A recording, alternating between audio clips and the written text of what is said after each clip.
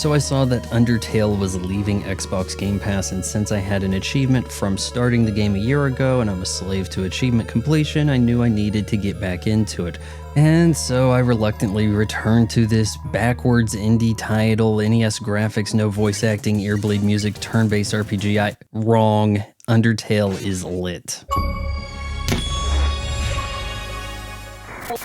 Before we get into the review, I want to tell you about my friends over at Andar, makers of fine leather accessories that complement your Apple portfolio. The Mag wallet is compatible with all Apple MagSafe cases as well as their own. And my viewers can use my promo code FRY20 to save 20% at checkout.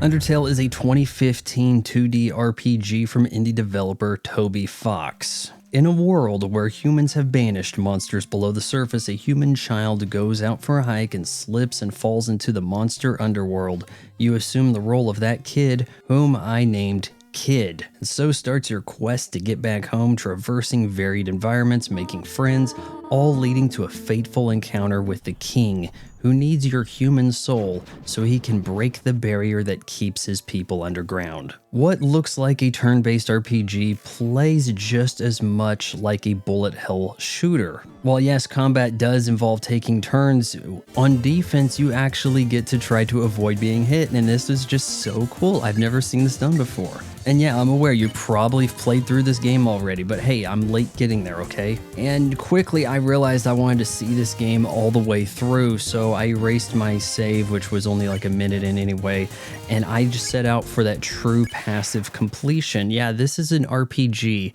where you have such control over the story. Where other games seem to be giving this illusion of choice, the outcome of sparing the life or fleeing from every battle has widespread ramifications, and the game is very different depending on which monsters you kill.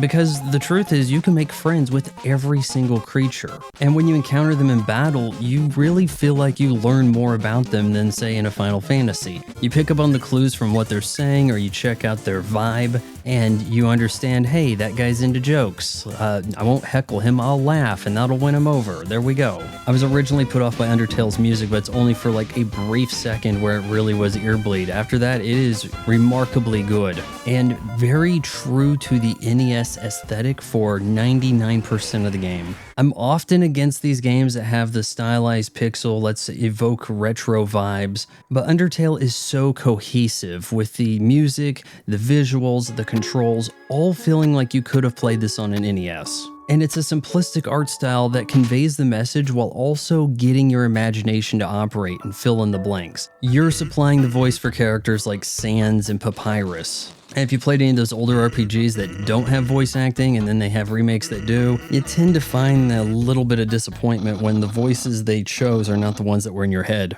I liked the attempts at humor in this game. I feel like too many modern games fail at humor and they try too hard. Okay, so there was this one character, Alphys, who was just too annoying. I mean, there was some comedy in this, but the annoyance factor overshadowed what they were going for with the comedy. Another mistake games make with comedy is breaking the fourth wall. In the case of Undertale, this does occur on occasion, but I felt like it fit. Because ultimately it's justified, and it's an incredibly emotional story. I was absolutely in tears. I'll put up a picture if you don't believe me, as I encountered the final leg of this game. Hearing the story of the first human who fell into the underground and the prince who befriended him and what happened to them. Look, I get kind of saddened when I come to the end of a game that I'm enjoying, but this really struck a chord with me. Even though the ultimate ending after this seemed to go on for 4 extra hours, and I may have to dock a few points for this sort of manipulative, oh look, the character's name you chose, that's very convenient, it goes back to the past. You know, why didn't you tell us your real name at the end of the game? It may have actually deterred from what might have been a stronger end point. Maybe this could have been condensed a little bit, or at least that's the way I felt at the time. As I reflect back on seeing the whole story unfold, maybe they made all the right choices. Maybe it actually did need to feel this long, but there isn't really a lot of wasted time or wasted dialogue in this. Everything builds to the world, it tells the story, and it's incredibly balanced and challenging. I did end up having to go rip off these Tim characters so that I could buy the special armor they made, so that I could defeat the king who was kicking my ass.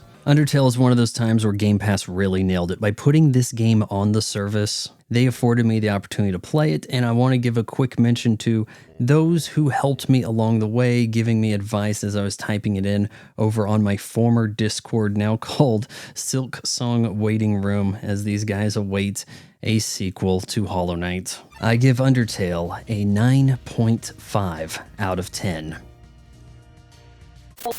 If you appreciate a YouTube channel that doesn't just pad out content to get to the 8-minute mark so that it can hammer you with ad breaks, then you should subscribe to my son's channel. You just got done watching it.